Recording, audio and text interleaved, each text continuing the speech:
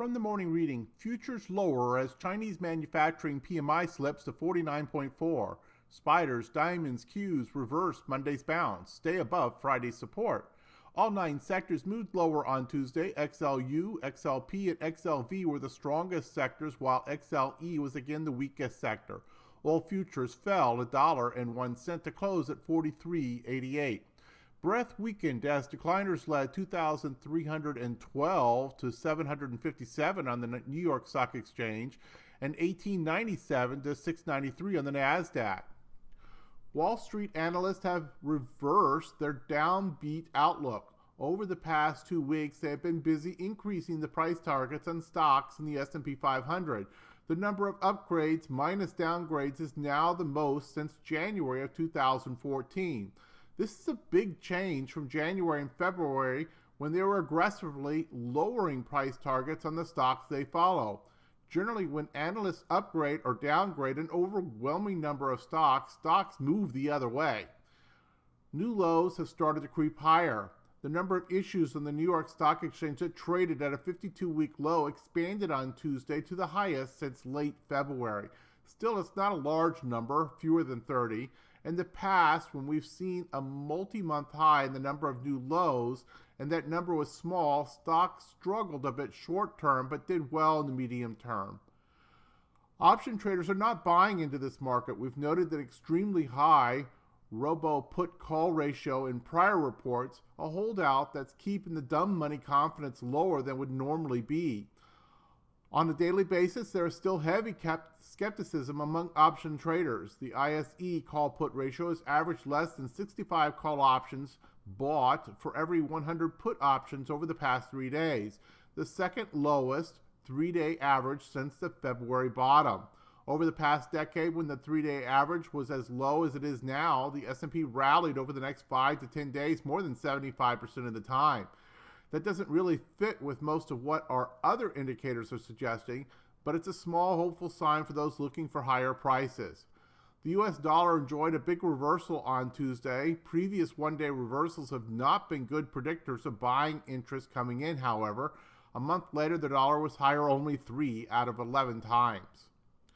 Hello, this is Stephen Harris, a head trader from Falcon Global, where we model best practices for investors, traders, and day traders from entry to exit every trading day. In this daily video, I provide my opinion and insights of current market trends, market timing, volatility, and hedge risk levels for the upcoming day for the key U.S. financial markets.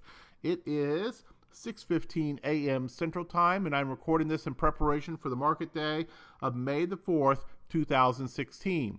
Full disclaimers are at the end of the video, but be aware that this is for educational purposes only, and only you are responsible for the investing or trading decisions that you make.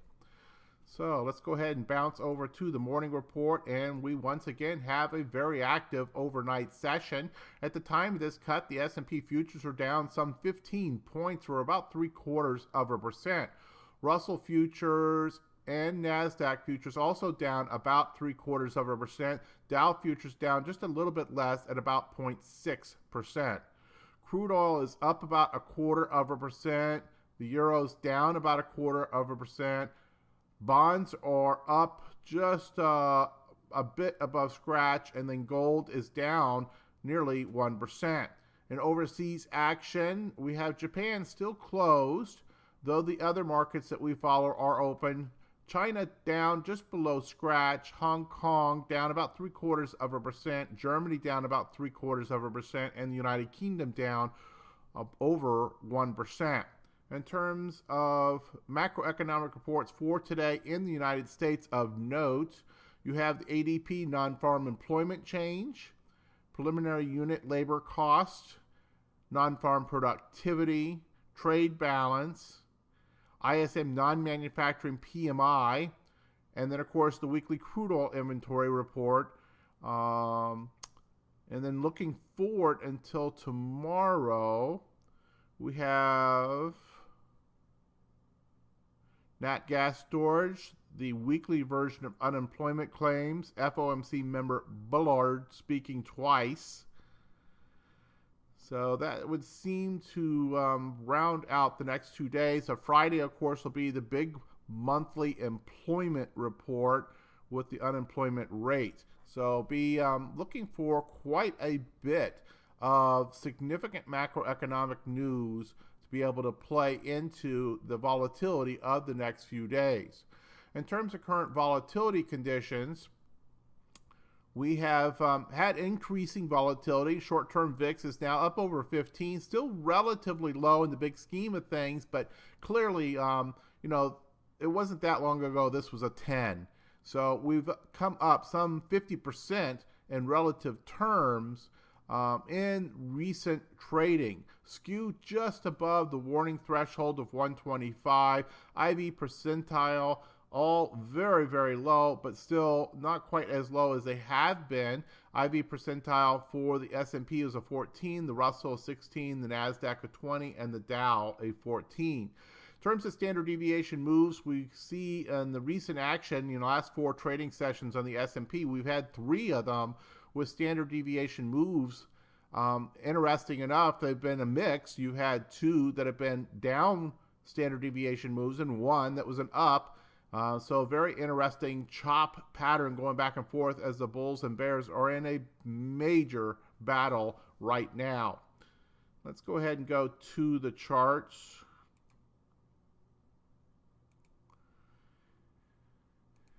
And we'll start off with the S&P futures chart, and you can see the effect of the overnight action. I've added a couple more lines here. If we were to reverse and start to become bullish again, this is the current diagonal resistance area that would come into play.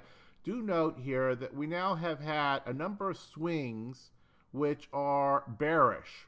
You had, at this point, a lower high. You had a lower low with this one right here. The action of this one, these 3 candles right here, give us a lower low.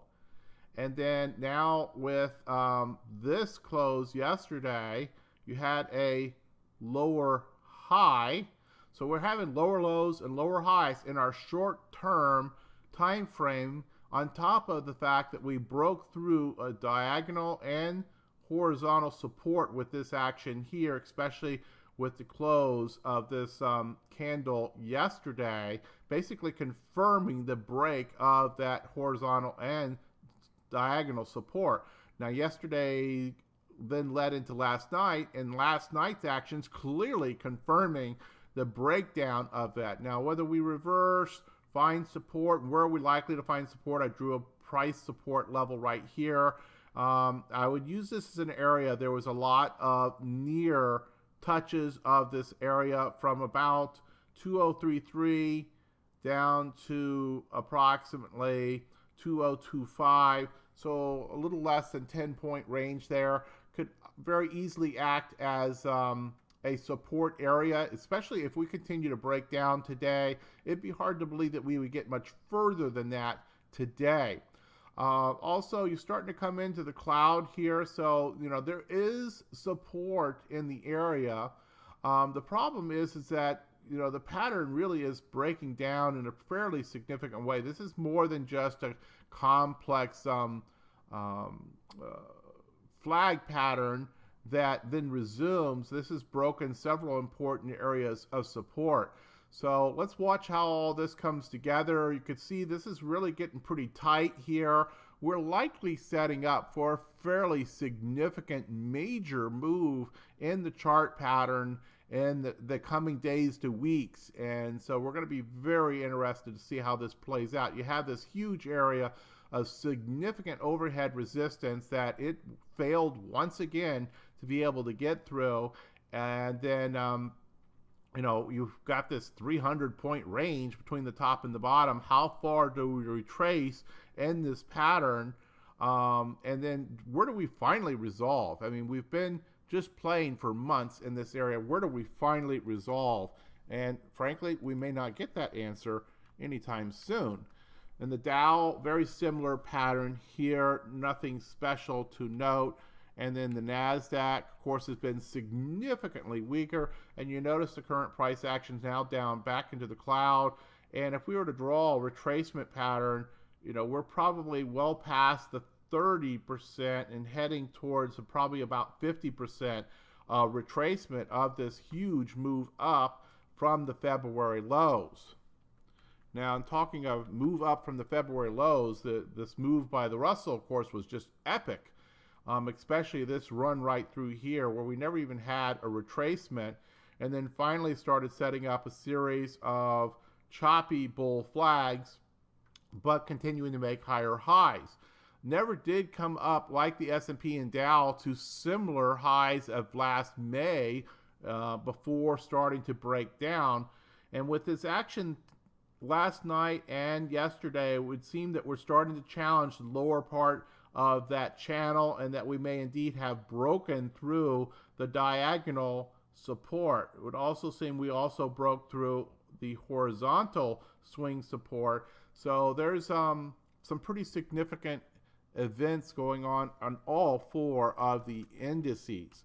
Let's take a look at the VIX futures, see if there's anything speaking to us there, and things do seem to be starting to break up. A lot of overhead resistance on volatility, so don't get too anxious that this is going to be the big one and that we're going to really break down in a huge way. There's a lot of things that would probably prevent that, but certainly things are moving in the direction of volatility up and equities down. We'll go ahead and take a look at the regular VIX. You see it's up against the cloud. And then let's take a look at bonds. They often will tell us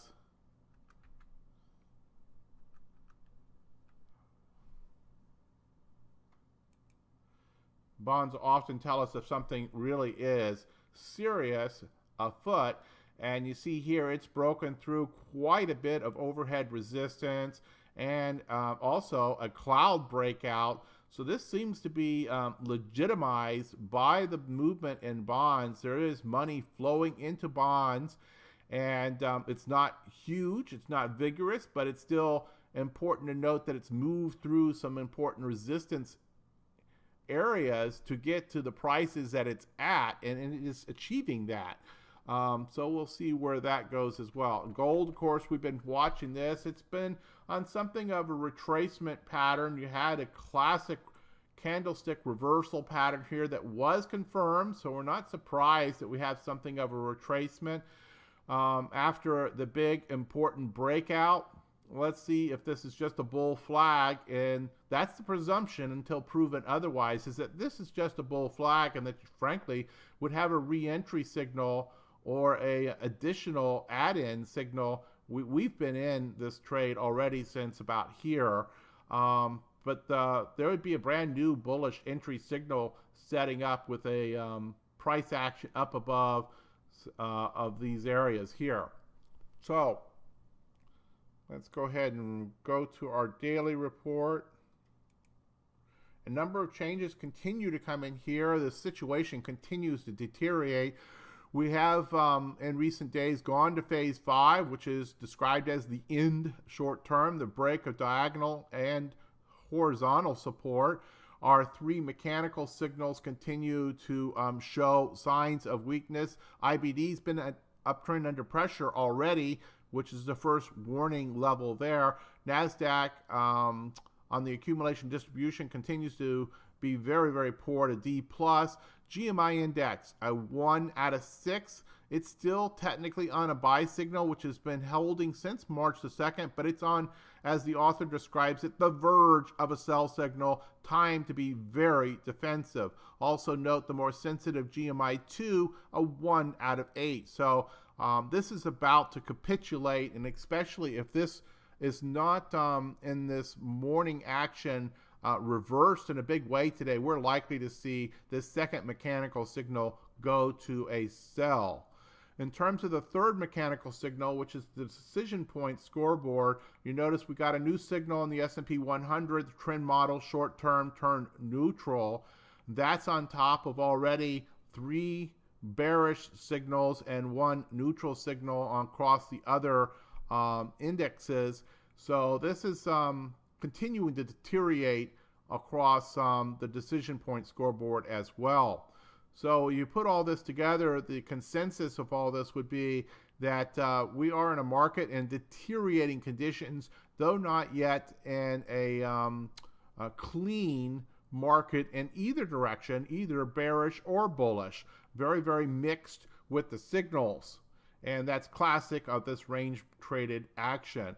Position sizing opinion currently 50% on the portfolio investor, and then on the volatility based active trader currently at 75%.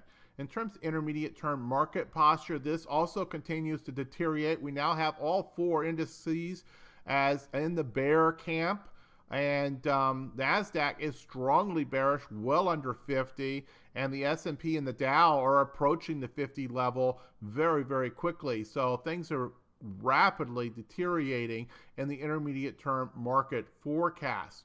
Also note that in terms of the hedge warning status, actually, I didn't resave this, but this did change to level 1 plus, so a caution with an increasing number of warning signs, so level 1 plus. In terms of the option income strategies, technically the VIX is still inside the acceptable window to initiate new positions. However, we need to note and recognize the multiple other warnings, and we strongly suggest significant defensiveness on the initiation of new positions, especially those that would take a lot of heat if the market were to continue to drop. In terms of more aggressive traders for option income strategies, obviously there is increasing premium available. You just have to be prepared for the adjustments and for the larger than normal delta and vega moves. In terms of cover calls and put selling, with the current intermediate term market posture the way it is, that precludes us, and indeed it's not acceptable to initiate new positions for novice traders for either cover calls or put selling. Now, more aggressive traders may find especially put selling to be attractive in this kind of a market. It's setting up for some, pretty good entries if you are able to handle the potential that you might be assigned. So certainly consider defined risk positions, spread those put sells off. Also use the position size and the scale that you are willing to own. When we look at our specific warnings, we see quite a bit of red here. This is why we went to 1 plus. Market in decline, sharp increase warning, volatility ratio warning has fired. Look at the distribution day count. It's up to an 8 on the NASDAQ, a 7 on the S&P. VIX phase is increasing. The skew is just above the threshold. Also, our current 10-day out expected move in the SPX has now grown to over 40. That gives it to warning status as well. All 5 of the key intermarket risk aversion indicators have now rolled over into risk off status. So that is also a new setting. In terms of sentiment, with these moves down, a lot of the sentiment has started to ebb off in terms of being excessively high. You notice that short term is only a 5, medium term's a 7. There are no ETFs that we follow that are currently in the excessive area. They've already, frankly, reversed. Fear and Greed Index, the compilation of 7 fear and greed indicators, now at a 65. So this continues to fall as well as more fear starts to develop into the market. And this is starting to get more closely affiliated with the more neutral area. In terms of sector specific, notice the short to intermediate term especially, a lot of deterioration here. So not a sea of red yet by any means. We've just kind of started this process, if indeed it continues, but it certainly is a long way from being the sea of green. Do note the ones that have held up: consumer staples, utilities, the defensive sectors are the ones that are once again are holding up. Money is either rotating there or holding there, where it's leaving in some of these other areas. And indeed, you see utilities was essentially scratch yesterday, consumer staples down just below scratch, whereas some of these others, more than 1 percentage point drops just yesterday. And I think that's probably enough information for today.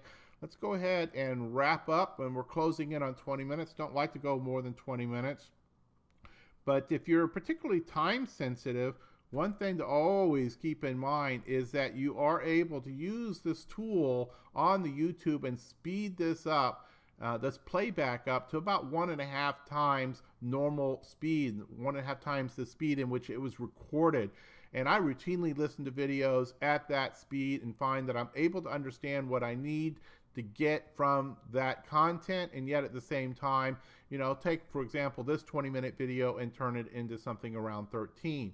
If you find something that's really interesting, you can always slow it down. You can even slower than the recorded speed if you like. I'm going to just scroll through the rest of these. If you see something that you are interested in, just hit the pause button, and then, of course, go to the hyperlink and get additional information. Disclaimers, as always, hit the pause button if you need more time to review the disclaimers, and always note the hyperlink that takes you to the full set of disclosures. We'll see you back here tomorrow morning for the Falcon Global Market Preview.